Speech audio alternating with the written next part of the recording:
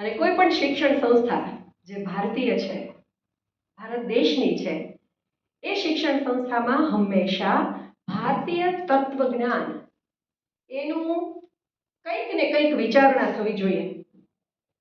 હવે મારે ને તમારે જો ભારતીય તત્વજ્ઞાનને જાણવું હોય, જોવું હોય, સમજવું હોય તો ક્યાં જશું? આપણી પાસે એક ગ્રંથ અને એકમાત્ર મહાન ગ્રંથ છે, એ છે ગીતાજી, કે જેમાંથી આપણને ભારતીય તત્વદર્શન શું છે, આપણે ત્યાં ગીતાજીના મહત્વમાં એમ કહેવાયું છે કે તો બધી જ ઉપનિષદો, સર્વોપનિષદો ગાવો દુગ્ધા ગોપાલ નંદનમ. બધા જ ઉપનિષદનો સાર જો ક્યાંય જોવો હોય તો ગીતાજીમાં છે. તમે સૌ વિદ્યાર્થી મિત્રોએ બહુ સરસ રીતે ગીતાનું મહાત્મ્ય કીધું. મારે થોડુંક જુદી રીતે એ વાતને શિક્ષણ સંસ્થાના સંદર્ભે મૂકવી છે, તો હું શું કહું?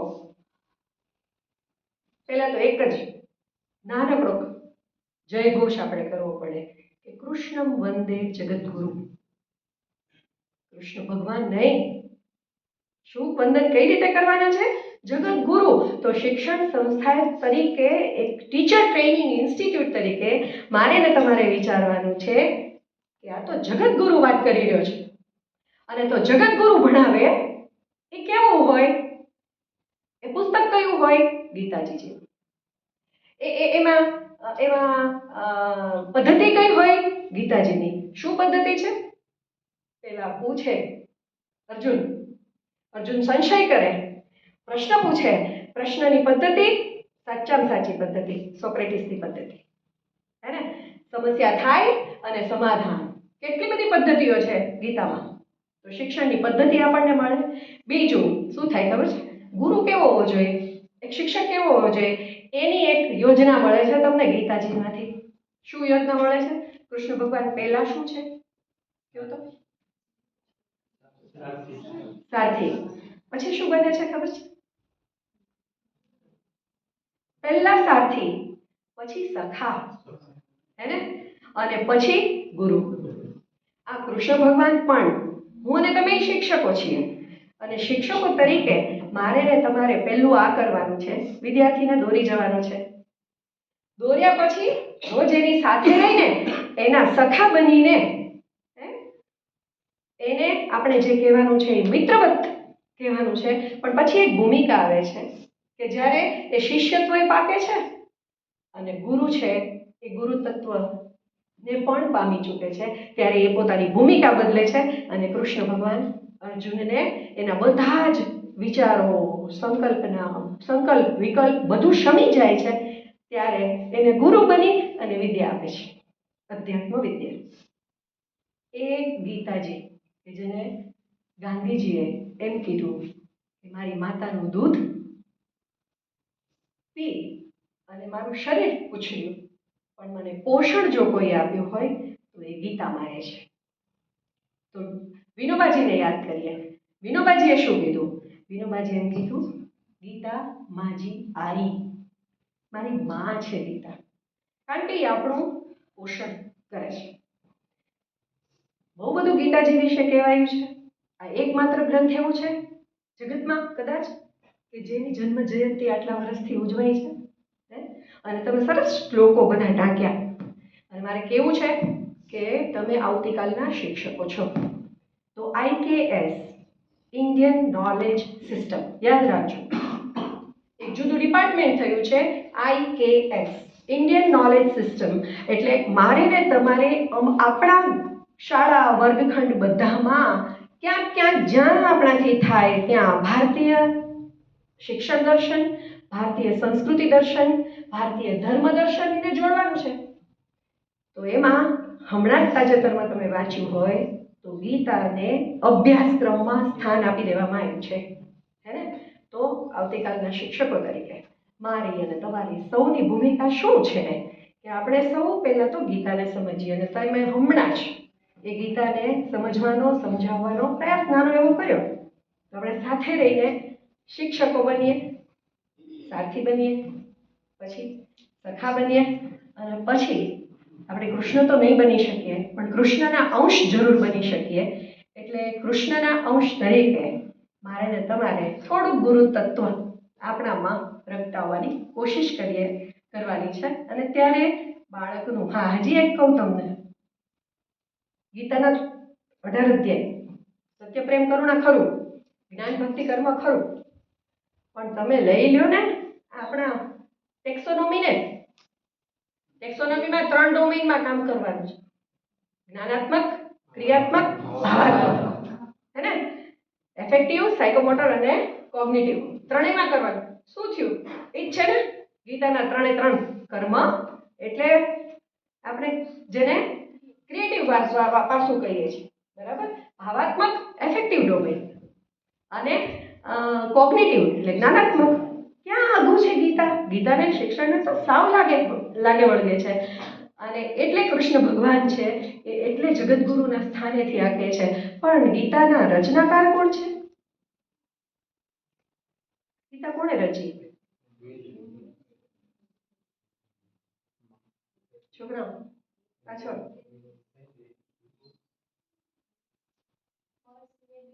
હા, યસ. કહેતા નહીં કોઈ દી કૃષ્ણ ભગવાને. એ મહાકાવ્ય છે, વેદ વ્યાસ રચિત છે, અને એના એક મહાભારતના ભાગ તરીકે ગીતાજી છે. અને એ એક જુદા પ્રકારનો શૈક્ષણિક સંહિતાનો ગ્રંથ છે.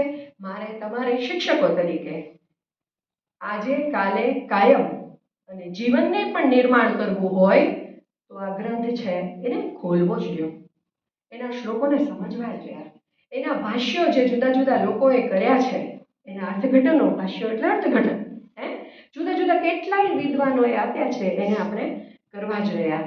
એટલે સૌને શુભેચ્છા કે આપણે સૌ શિક્ષકમાંથી ગુરુ સુધી પહોંચવા માટે આ દળદાર ગ્રંથને ખોલીએ.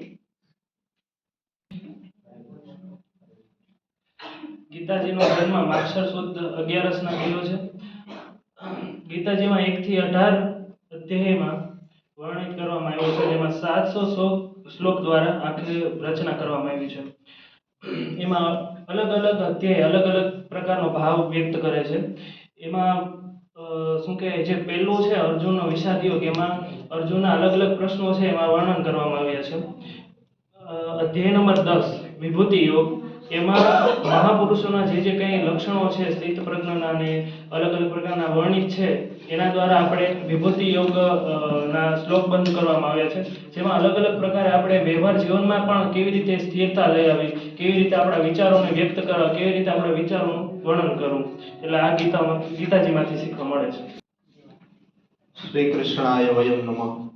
આપણે ગીતાજીનો આમ તો મહિમા કંઈ ગાઈ ન શકીએ, પરંતુ આપણે કહીએ તો કે નૈનમ છિંદંતિ શસ્ત્રાણી નૈનમ દહતિ પાવક ન ચૈનમ ક્લેદયંત્યાપો ન શોષયતિ મારુતઃ. ને કહેવાય ને કે આત્માનું મુખ્ય આત્માનો વિષય છે, એટલે કે સાંખ્ય દર્શનની અંદર પણ આપણે કીધેલું છે બધું, તેવું જ આમાં વર્ણન આવે છે કે આત્મા અને પરમાત્મા અને શું છે, આ બંને વચ્ચે તફાવત, આવો બધો અનેકો આમાં વર્ણન કરેલું છે.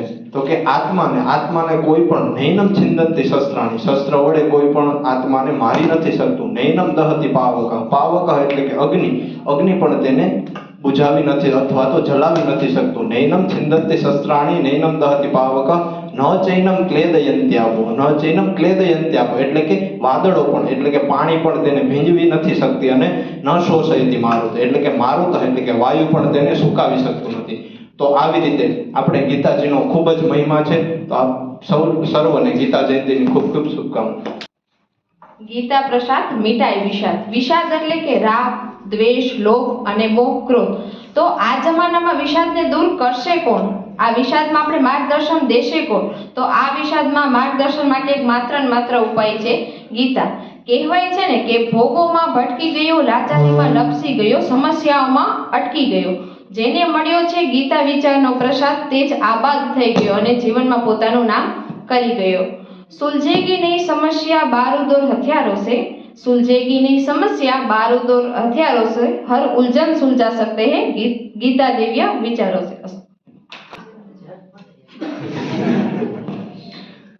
શ્રી કૃષ્ણાય વયમ નમઃ. બધાને જય શિક્ષક, જય શ્રી કૃષ્ણ. ગીતા જયંતિની આપ સૌને હાર્દિક શુભકામનાઓ.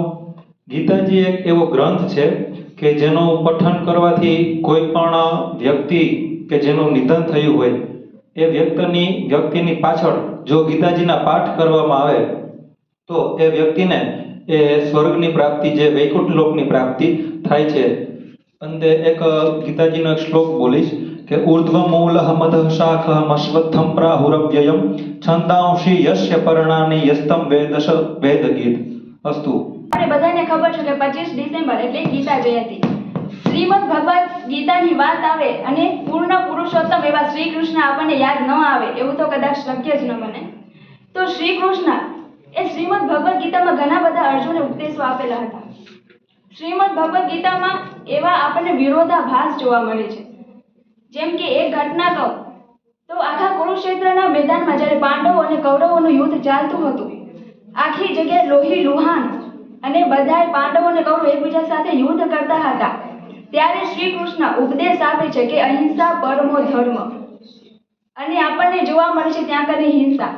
પણ શ્રી કૃષ્ણ આપણને એમ કહે છે કે જો યુદ્ધ કરીને પણ ધર્મની રક્ષા થતી હોય તો એમના માટે અહિંસા જ છે. અને ત્યાં કને તેઓ અહિંસા પરમો ધર્મનો ઉપદેશ આપે છે, જે એક પ્રકારનો વિરોધાભાસ દેખાય છે. એટલે કે આપણને જે મહાભારતમાં જે ઘટનાઓ બની ગઈ એ ક્યાંક ને ક્યાંક જરૂરી હશે, એટલે જ કદાચ આવું થયું હશે. કેમ કે જો રામાયણમાં માતા સીતા જો એક જગ્યાએ બોલ્યા હોત તો કદાચ રામાયણ ના થયું હોત, અને જો મહાભારતમાં જો દ્રૌપદી કદાચ એક જગ્યાએ ચૂપ રહ્યા હોત તો મહાભારત ના થયું હોત. એટલે જ કદાચ કહેવાય છે ને કે શબ્દ શોધો ત્યાં સંહિતા નીકળે ને કૂવો એક ખોદો ને આખી સરિતા નીકળે. કાંઈક અલગ જ તાસીર છે આ ભૂમિની, કે મહાભારત વાવો ને ગીતા નીકળે. ધન્યવાદ. માં ગીતા કે શ્રી કૃષ્ણના મુખારવિંદમાંથી નીકળેલું માધુર્ય એટલે માં ગીતા. માં ગીતાની જન્મ જયંતિ ઉજવાય અને આપણે ચૂપ રહીએ એવું બને કે ગાંડીવ અર્જુનના હાથમાં કૃષ્ણ રથને દોડાવે છે. ગાંડીવની પ્રત્યંચા પર જાણે ત્યારે કઈ બોલે છે, સામે ભાત્રાગૃહ પિતા મને અર્જુન જ્યારે જોવે છે, સિદંતી મમ ગાત્રાણી અર્જુન જેવા અર્જુન પણ ત્યારે બોલે છે. પ્રસાદ તારો પામીને અર્જુનની આંખો ખોલે છે, હે પાર્થ નવયુગનું સર્જન કર, કાનોડો જ્યારે બોલે. હજારો વર્ષોથી ઝળહળતો હોય તારો પ્રેમ હોય કે માનવ વસ્તી પર અમી ઝળતો અમૃતરૂપી અભિષેક હોય. કુરુક્ષેત્રના મેદાનથી માંડીને સામાન્ય માનવીના હૃદય સુધીની એ સફર હોય કે પછી વિદેશમાં વિવેકાનંદને એ પ્રસાદ રૂપી દર્શન હોય. ધગધગતો સંગ્રામ છે તું, પ્રસાદ રૂપી ઢાળ છે તું, અને એમાં પણ આજે કાંડ ચડેલો 21મી સદીનો કાળ છે, એમાંય તારું બિરાજમાન છે. એટલે કે ઘણા બધા એવા ઇતિહાસકાર થઈ ગયા છે, બરોબર, કે ઇતિહાસના એવા દાખલાઓ છે કે જેમાં માં ગીતાનું પ્રતિબિંબ આપણને દેખાય. મહાત્મા ગાંધીને અભયમ સત્વશમ સુધીમાં, તો વિવેકાનંદને જ્યોતિષામય તજી જ્યોતિમાં, પછી વોરન હેસ્ટિંગ્સનું કહીએ તો આધ્યાત્મ વિદ્યામાં, પછી લોકમાન્ય તિલક છે તો કર્મયોગો વિશિષ્ય તેમાં, ભગતસિંહ ને નમચિનંતી શસ્ત્રાણી, બરોબર.